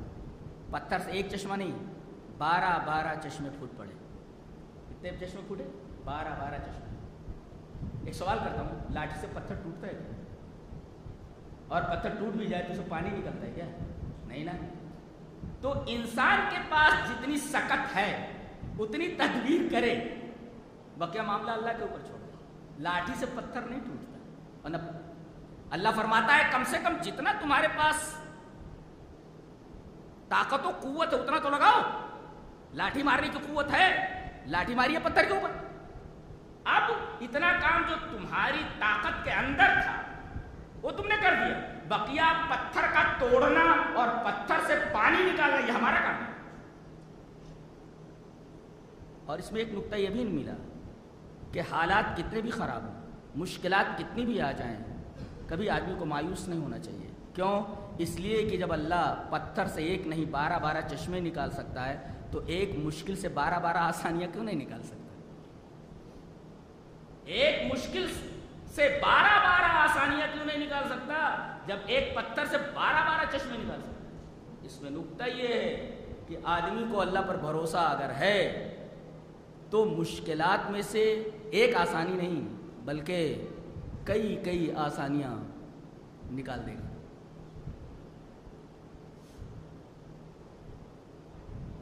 اس کے بعد یہ فرمایا گیا کہ یہ جو قرآن ہے یہ جبرائیل لے کر کے آیا. قُلْ مَنْ كَانَ عَدُوًّا لِجِبْرِيلَ فَإِنَّهُ نَزَّلَهُ عَلَىٰ قَلْبِكَ. جبرائیل لے کر کے آیا, کہاں نازل ہوا ہے؟ جسم کے سب سے بہترین عضو کے اوپر, سب سے بہترین پارٹ کے اوپر دل ہے, دل. لہذا قرآن کو دماغ سے نہیں دل سے پڑھا جائے, دل سے پڑھا جائے, دل کے اوپر نازل ہوا ہے. اچھا, ایک مفسر اس کے اوپر بڑا اچھا تبصرہ کرتا ہے, کہتا ہے القرآن انزل علی الجنان لیقود الانسان الی الجنان. جنان کہتے ہیں دل کو اور جنان کہتے ہیں جنت کو. عربی بھی کتنی پیاری لینگویج ہے, دیکھو جیم پر زبر آیا تو دل, جنان, جیم پر زبر, جنان مانے دل, اور جنان جیم پر زیر جنت. کہا کہ القرآن منزل الجنان, قرآن نازل ہوا ہے جنان یعنی دل کے اوپر, لیقود الانسان الی الجنان, تاکہ یہ قرآن انسان کو جنت میں لے جائے. تو جنان کے اوپر نازل ہوا ہے تاکہ وہ تم کو جنان میں لے جائے، لہذا قرآن حکیم کو مضبوطی سے پکڑ لو۔ فَإِنَّهُ نَزَّلَهُ عَلَىٰ قَلْبِكَ، یہ تمہارے دل کے اوپر نازل ہوا۔ اس کے بعد ہاروت ماروت کا بیان ہے۔ بعض لوگ کہتے ہیں کہ یہ ہاروت ماروت تو فرشتے تھے، اور صحیح ہے، بعض لوگوں کا خیال یہ کہ دونوں یہودی تھے، اور ان دونوں کا کام یہ تھا کہ لوگوں کو جادو سکھاتے تھے۔ فرشتہ، اس میں جادو میں کیا ہوتا ہے؟ شرک ہوتا ہے، غیر اللہ سے استمداد ہوتی ہے، اور فرشتہ شرک نہیں کر سکتا، اسی وجہ سے کہتے ہیں فرشتے نہیں تھے، وہ یہودی تھے، بدماش تھے، وہ یہی لوگوں کو جادو سکھاتے تھے۔ اور بنیادی کام کیا ہوتا تھا جادو سے؟ یفرقون بین المرء یفرقون به بین المرء وزوجہ، شوہر اور بیوی کے درمیان یہ تفرقہ پیدا کر دیتے تھے۔ اس کا مطلب جادو کا اثر دل کے اوپر بھی ہوتا ہے، دل خراب ہو جاتا ہے آدمی کا، بیوی کو چھوڑ دیتا ہے، شوہر بیوی سے نفرت کرنے لگتا ہے، اور بیوی شوہر سے نفرت کرنے لگتا ہے۔ تو یہ کام کرتے ہیں، بنیادی کام کا یہی۔ ایک مفسر اس کے اوپر لکھتا ہے کہ الدنیا اسحر من ہاروت و ماروت، دنیا یہ ہاروت ماروت سے بڑی جادوگر ہے۔ اچھا لکھتا ہے، کیا بولتا ہے؟ ہاروت اور ماروت یہ تو جادوگر تھے، لیکن یہ دنیا جو ہے اسحر من ہاروت و ماروت، ہاروت اور ماروت سے بہت بڑی جادوگر ہے۔ یہ کیوں؟ اس لیے کانا یفرقانی بہ بین المرء وزوجہ، یہ تو جادو کے ذریعے میاں بیوی کے درمیان تفریق کرتے تھے۔ اور یہ دنیا واما الدنیا فتفرق بین العبد و بین ربہ، اور دنیا ایسی ہے جو اللہ اور بندے کے درمیان تفریق پیدا کر دیتی ہے۔ وہ تو میاں بیوی کے درمیان تفریق کرتے تھے جادو کے اوپر، یہ جادو سے زیادہ، جادوگروں سے زیادہ خطرناک ہے دنیا، یہ اللہ اور بندے کے درمیان تفریق پیدا کر دیتی ہے۔ وہاں شوہر بیوی کو چھوڑ دیتا تھا جادو سے، اور یہاں بندہ اللہ کو چھوڑ دیتا ہے دنیا کی وجہ سے۔ لہذا خبردار خبردار، دنیا میں مشغول ہو کر کے کبھی بھی آخرت کو ہاتھ سے مت جانے دینا، ورنہ سمجھو اور قدم قدم پر ہوشیار رہو، اس لیے کہ دنیا ہاروت اور ماروت جو دو جادوگر تھے ان سے زیادہ خطرناک ہے۔ وہ تو میاں بیوی کے درمیان تفریق کر دیتے تھے جادو کے ذریعے، یہ تو اللہ اور بندے کے درمیان تفریق پیدا کر دیتی دنیا، اور یہ کبھی کسی کے ساتھ وفا نہیں کرتی۔ کتنے لوگ ہیں چلے گئے، ہٹو بچوں کی آوازیں آتی تھی، لیکن آج ان کا کہیں پتہ نہیں ہے۔ کسی نے کہا ہے نلائق بود عیش با دل برے، کہ ہر بامداد شد وہ شوہر، ایسے معشوق کے ساتھ دل لگانا اچھا نہیں ہے جس کا ہر رات ایک شوہر ہے، ہر رات اس کا شوہر ہے، ہر رات اس دنیا کا ایک شوہر ہے، کسی کے ساتھ وفا نہیں کیا، نہ اس نے کسی بادشاہ کے ساتھ وفا کیا، نہ کسی وزیر کے ساتھ وفا کیا، کسی کے ساتھ اس نے اچھا نہیں کیا، وفا نہیں کیا۔ اس کے بعد حضرت ابراہیم علیہ السلام کا وقت ہے، وَإِذِ ابْتَلَىٰ إِبْرَاهِيمَ رَبُّهُ بِكَلِمَاتٍ، اللہ تبارک تعالیٰ نے ان کے رب نے ابراہیم کو آزمایا۔ ایک مفسر لکھتا ہے، بہت اچھا لکھتا ہے، کہتا ہے کہ ابراہیم اللہ کے خلیل ہیں، اللہ نے قدم قدم پر ان کو آزمایا۔ اللہ اکبر، ایسی آزمائش، کہہ رہے بیٹے کو ذبح کر دو، وہ بیٹے کو ذبح کرنے لگ گئے۔ آسمان اور زمین و منظر دیکھا ہوگا، اللہ اکبر، ایک بوڑھا باپ اپنے بیٹے کو پٹک کر کے اس کے گردن کے اوپر چھری رکھ رہا ہے، کیسی آزمائش؟ اپنے شیرخوار بچے کو اور بیوی کو بے آب و گیا میدان میں چھوڑ کر کے آ جاؤ، نہ پانی ہے، نہ سایہ ہے، نہ کوئی آبادی ہے، چھوڑ کر کے آ جاتا ہوں، بیٹے کو ذبح کر دو، کر اللہ، ایسی آزمائش ہم لوگ برداشت نہیں کر سکتے۔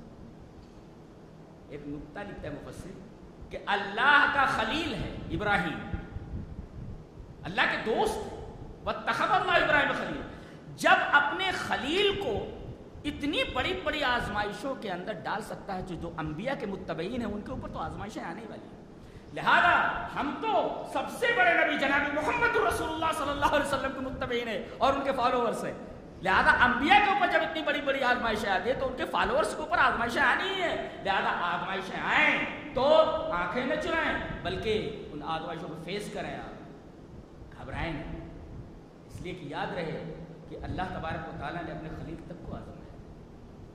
اس کے بعد فرمایا گیا کہ یہ باپ اور بیٹے دونوں مسجد کی بنیاد تعمیر کر رہے ہیں، خانہ کعبہ جو اس دنیا کے اندر پہلی مسجد ہے۔ ایک نکتہ ایک مفسر نے لکھا ہے کہ باپ جب کوئی نیک کام کرنے لگے تو بیٹے کو بھی اس میں شریک ہو جانا چاہیے۔ اللہ تبارک و تعالیٰ نے ابراہیم کے ساتھ ان کے بیٹے کا حوالہ دیا ہے، وَإِذْ يَرْفَعُ إِبْرَاهِيمُ الْقَوَاعِدَ مِنَ الْبَيْتِ وَإِسْمَاعِيلُ، اللہ تبارک و تعالی فرماتا ہے کہ جب یہ ابراہیم کا خانہ کعبہ کی بنیادیں اٹھا رہے تھے اور اسماعیل کا الگ سے تذکرہ کیا جی، واو کے ذریعے الگ کیا، حالانکہ یہ کہہ دیا باپ بیٹے دونوں، ایسا نہیں، بلکہ ابراہیم کا نام لے کر کے اسماعیل کا بھی نام لیا. وَإِذْ يَرْفَعُ إِبْرَاهِيمُ الْقَوَاعِدَ مِنَ الْبَيْتِ وَإِسْمَاعِيلُ، ابراہیم کے ساتھ پتہ چلا کہ باپ کوئی نیک کام کرنے لگے تو بیٹے کو اس میں شریک ہو جانا چاہیے. اور سب سے بہترین عورت وہ ہے جو تعین علی ایمانی، جو اپنے شوہر کے ایمان کے اوپر معاونت کرے،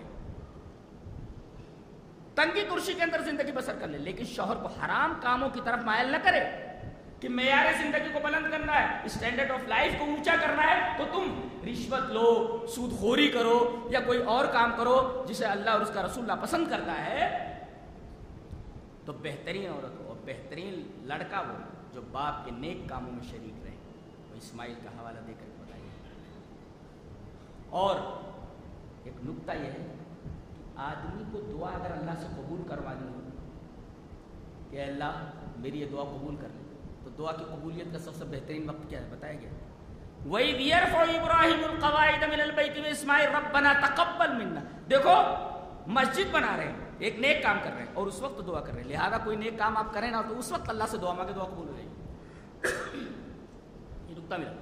وَإِذْ يَرْفَعُ إِبْرَاهِيمُ الْقَوَاعِدَ مِنَ الْبَيْتِ وَإِسْمَاعِيلُ رَبَّنَا تَقَبَّلْ مِنَّا. دیکھو مسجد بنانا اللہ تبارک و تعالی نے مسجد بنانے والے کے تعلق سے فرمایا ہے من بنا للہ مسجدا، اگر وہ دنیا میں اللہ کے لیے ایک مسجد بناتا ہے تو بنا اللہ لہ بیتا فی الجنہ، اللہ تبارک و تعالی جنت میں اس کے لیے گھر بناتا ہے. اور آپ کو معلوم ہے ایک ہوتا ظالم اور ایک ہوتا ظلم. ظلم ویسے بھی اللہ تبارک و تعالیٰ کو ناپسند ہے، اس نے اپنے اوپر حرام کر لیا اور کہا میرے بندوں کو چاہیے کہ ظلم کو میں نے اپنے اوپر حرام کر لیا لہذا وہ بھی کبھی ظلم نہ کریں. انی حرمت الظلم علی نفسی فلا تظالموا، میرے بندوں میں نے ظلم کو اپنے اوپر حرام کر لیا تو تم آپس میں ایک دوسرے پر ظلم نہ کرو. ایک تو ہوتا ظلم کرنا، وہ تو اللہ نے اپنے اوپر حرام کر ہی لیا ہے، وہ تو ایک بری چیز ہے. ایک ہوتا ہے ظلم پر ظلم، ایک ہوتا ظالم، ایک ہوتا ازلم. بتائیں یہ خاص جگہوں پر آیا ہے. اس سے بڑا ظالم کون ہو سکتا ہے؟ وَمَنْ أَظْلَمُ مِمَّنْ مَنَعَ مَسَاجِدَ اللَّهِ، اس آدمی سے ظالم کون ہو سکتا ہے بڑا ظالم جو لوگوں کو مسجدوں سے روک دے کہ لوگ مسجدوں میں نہ آئیں، اپنی پوری طاقت جھونک دے کہ مسجد کے اندر لوگ اللہ کی عبادت نہ کرنے پائے، مسجد ویران ہو جائے. کہتے ہیں ایسا آدمی ظالم نہیں بلکہ ازلم ہے. وَمَنْ أَظْلَمُ مِمَّنْ مَنَعَ مَسَاجِدَ اللَّهِ. تو جہاں یہ بتایا جاتا ہے کہ بہت بڑا ظالم ہے. اچھا ایک جگہ اور کہا گیا وَمَنْ أَظْلَمُ مِمَّنْ كَذَبَ عَلَى اللَّهِ، اس آدمی سے بڑا ظالم کون ہو سکتا ہے جو اللہ پر جھوٹ باندھے. اچھا ایک جگہ اور ابھی آخر میں بتایا جائے گا کہ ایک اور بھی ہے کہ وَمَنْ أَظْلَمُ مِمَّنْ كَتَمَ شَهَادَةً، اس آدمی سے ظالم کون ہو سکتا ہے. اس پارے کے آخر میں اس آدمی سے بڑا ظالم کون ہو سکتا ہے جو شہادت کو چھپائے. شہادت مانے گواہی، اور سب سے بڑی گواہی قرآن اور حدیث ہے. کسی عالم سے اگر مسئلہ پوچھا جائے اور اگر وہ چھپا لے جاننے کے باوجود تو اس سے بڑا ظالم کوئی نہیں ہو سکتا. گویا کہ کتمان علم یہ ظلم نہیں، بہت بڑا ظلم ہے. ایسا آدمی ظالم نہیں، ایسا مولوی ظالم نہیں بلکہ ازلم ہے جو شہادت کو چھپا لے. اچھا اب دیکھیں یہاں وَإِذْ يَرْفَعُ إِبْرَاهِيمُ الْقَوَاعِدَ مِنَ الْبَيْتِ وَإِسْمَاعِيلُ رَبَّنَا تَقَبَّلْ مِنَّا. نیکی کرتے وقت آپ دعا مانگیں، دعا قبول ہے. لہٰذا آپ جب بھی کوئی نیک کام کرنے لگیں تو یاد رکھیں وہی دعا مانگ لیں کہ اللہ نیک کام کر رہا ہوں اور میری یہ دعا قبول ہے، دعا قبول ہے. اس کے بعد فرمایا گیا ربنا وجعلنا مسلمین لک ومن ذریتنا امۃ مسلمۃ لک. باپ کو چاہیے کہ وہ اپنی اولاد کے لیے اسلام کی دعا کرے، اپنی ذریت کے لیے اسلام کی دعا کرے کہ اللہ میرے بچوں کو، میری ذریت کو اسلام عطا فرما اور اسلام کے اوپر جمے رہنے کی توفیق عطا فرما. ربنا وجعلنا مسلمین لک ومن ذریتنا. تو ایک باپ کی سب سے بڑی دعا یہ ہے کہ اپنے بیٹوں کے لیے اسلام پر جمے رہنے کی دعا کریں. ایک بات یہ. اچھا اور دوسری چیز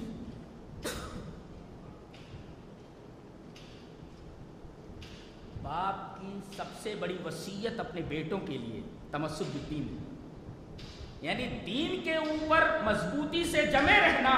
یہ ایک باپ کی اپنے بیٹوں کے لیے سب سے بڑی وصیت ہے. فرمایا گیا وَوَصَّىٰ بِهَا إِبْرَاهِيمُ بَنِيهِ وَيَعْقُوبُ يَا بَنِيَّ إِنَّ اللَّهَ اصْطَفَىٰ لَكُمُ الدِّينَ فَلَا تَمُوتُنَّ وَأَنتُم مُّسْلِمُونَ فَلَا تَمُوتُنَّ إِلَّا وَأَنتُم مُّسْلِمُونَ. فرمایا گیا کہ اے میرے بیٹو غور سے سن لو، میں دنیا سے جا رہا ہوں تو تم لوگ مرنا تو اسلام کے اوپر مرنا.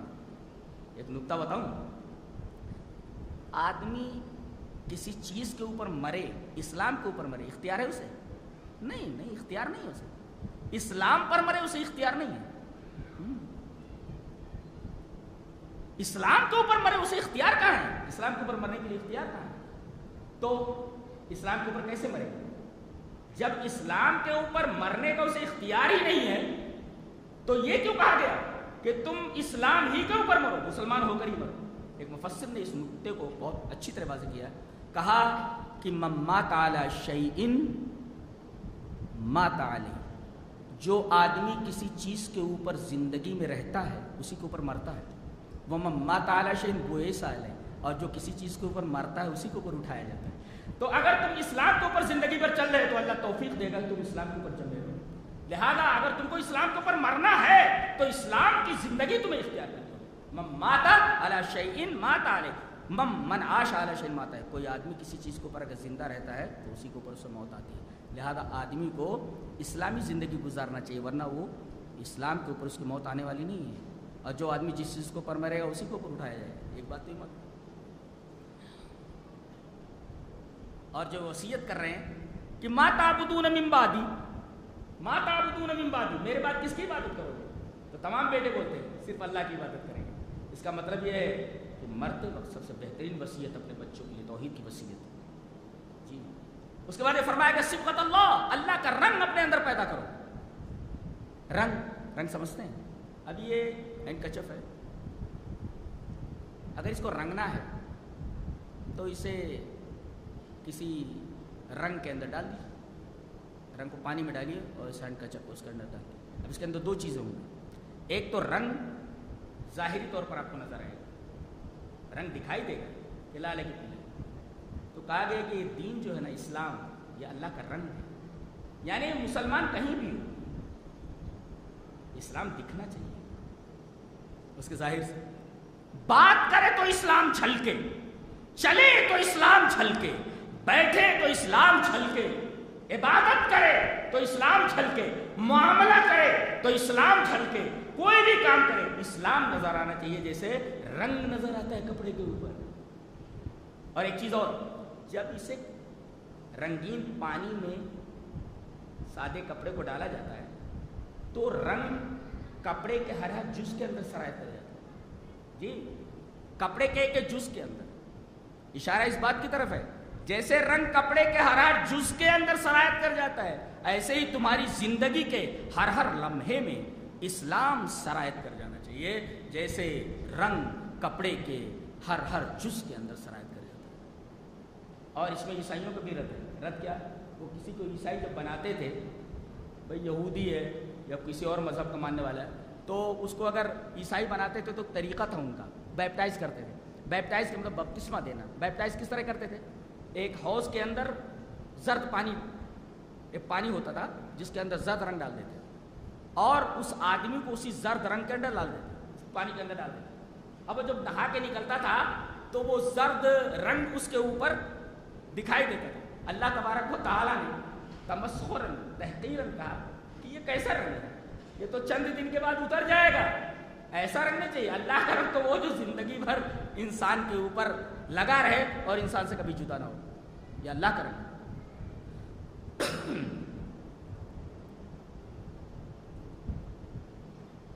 اس کے بعد یہ فرمایا گیا کہ ومن اظلم ممن کتم شہادۃ, اس آدمی سے زیادہ ظالم کون ہو سکتا ہے؟ اس پارے کے اندر 2 مرتبہ ومن اظلم کہا گیا, اس آدمی سے زیادہ ظالم. ایک تو مسجد سے روکنے والا اور دوسرے شہادت کو چھپانے والا. قرآن و سنت.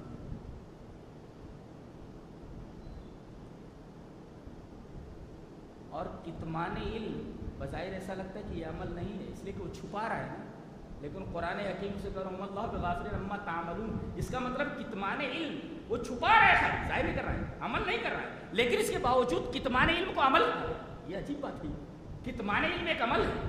یعنی آدمی اگر کوئی مسئلہ پوچھا گیا جاننے کے باوجود نہیں بتاتا ہے تو گویا کہ یہ علم چھپانا ایک طریقے کا عمل ہے. اور اللہ تبارک و تعالیٰ فرما رہا ہے کہ ایسا آدمی بہت بڑا ظالم ہے, اس آدمی سے بڑا ظالم کون ہو سکتا ہے؟ اور کتمان علم کا جہاں تک مطلب ہے، ایک مطلب یہ بھی ہے ولا تشتروا بآیاتی ثمنا قلیلا، اسی پارے کے اندر فرمایا گیا کہ تم میری آیات کو تھوڑے پیسوں کے ذریعے مت بیچو۔ یہودی کیا کرتے تھے؟ پیسہ دے کر کے مسئلہ غلط بتاتے، کسی نے کہا نہیں۔ اچھا یہاں پر ایک مسئلہ یہ بھی بتا دوں، بعض لوگوں نے یہ کہا کہ دینی تعلیم کے اوپر اجرت لینا جائز نہیں، دینی کاموں کے اوپر اجرت لینا جائز نہیں۔ بعض لوگوں نے کہا یہ صحیح نہیں ہے، دینی کاموں کے اوپر آدمی اجرت لے سکتا ہے۔ عبادت کی دو قسم ہوتی ہے، ایک تو ایسی عبادت جس کا فائدہ خود انسان کو پہنچتا ہے، اسی کو پہنچتا ہے، جیسے میں قرآن حکیم پڑھ رہا ہوں گھر میں تو مجھے اس کے پڑھنے کا ثواب مل رہا ہے، لیکن ایک عبادت ایسی ہے کہ خود کو فائدہ پہنچنے کے ساتھ ساتھ دوسروں کو بھی فائدہ پہنچ رہا ہے، تو اس پر اجرت لے سکتے ہیں۔ تو جو عبادت خاصہ ہے اس کے اوپر اجرت لینا جائز نہیں، لیکن اگر اس عبادت سے دوسروں کو فائدہ پہنچ رہا ہے تو اس پر اجرت لینا جائز ہے۔ مگر کوئی قرآن کی تعلیم دے رہا ہے، کسی کو قرآن سنا رہا ہے، کسی کو قرآن پڑھا رہا ہے، تو تمام علماء نے اس پر اجرت لینا جائز قرار دیا ہے۔ اور حضرت ابو سعید خدری رضی اللہ تعالیٰ سے مروی روایت بھی ہے، ان احق ما اخذتم علیہ اجرا کتاب اللہ، کہ سب سے زیادہ مستحق قرآن حکیم ہے تو اس کے اوپر اجرت لی جائے۔ یہ حدیث بتاتی ہے کہ دینی امور کے اوپر، دینی کاموں کے اوپر اجرت لی جا سکتی ہے۔ تو گویا کہ عبادت کی دو قسمیں ہو گئی، اس کا فائدہ انسان کو پہنچے اس پر اجرت نہ لے، ایسی عبادت جس کا فائدہ دوسروں تک پہنچائے، جس کا نفع دوسرے بھی حاصل کریں تو اس پر اجرت لے سکتا ہے۔ اب ایک سوال کر سکتے ہیں کہ بار بار انبیاء کرام سے یہ کہا جا رہا ہے، آپ کہہ دیجئے قل ما سألتکم من اجر وما اسألکم علیہ من اجر الا اللہ وما اسألکم علیہ من اجر، میں اس پر کوئی اجر نہیں مانگ رہا، میرا اجر اللہ کے اوپر ہے، ان اجر الا اللہ۔ تو یہ کہا جائے گا کہ یہ انبیاء کے لیے خاص ہے، وہ دعوت و تبلیغ کے اوپر کسی بھی دینی کام کے اوپر پیسہ نہیں لے سکتے۔ کیوں؟ اس لیے کہ وہ اسی کام کے لیے بھیجے جاتے ہیں، اور بھیجے جانے کے ساتھ ساتھ اگر وہ اپنے دینی کام کے اوپر اجرت لینے لگے تو کوئی بول سکتا ہے کہ یہ ایک طریقے کا کھڑا گئے، یہ اتنا بڑا دعویٰ کر رہا ہے کہ میں نبی ہوں، شاید اس کے پیچھے پیسوں کا حصول ہو۔ اسی وجہ سے کسی نبی کے لیے جائز نہیں ہے کہ دینی کاموں کے اوپر اجرت لے، اس لیے کہ تہمت آ سکتی ہے کہ اتنا بڑا دعویٰ کر رہا ہے، شاید پیسے کا حصول اس کے پیش نظر ہو۔ لہٰذا یہ باتیں انبیاء کے لیے خاص ہیں۔ یہ کچھ باتیں تھیں آج، اور وہ بھی کچھ میرے ذہن میں تھا کہ سوشل ڈسٹینسنگ کا بھی معاملہ ہوگا، لہذا آج اتنے پر اختصار کریں، اتنے ہی پر آج منحصر رہیں۔ انشاءاللہ کل سے تفصیل جاری رہے گی۔ اللہ تبارک و تعالیٰ ہمیں نیک عمل اور اچھی سمجھ توفیق عطا فرمائے۔ وآخر دعوانا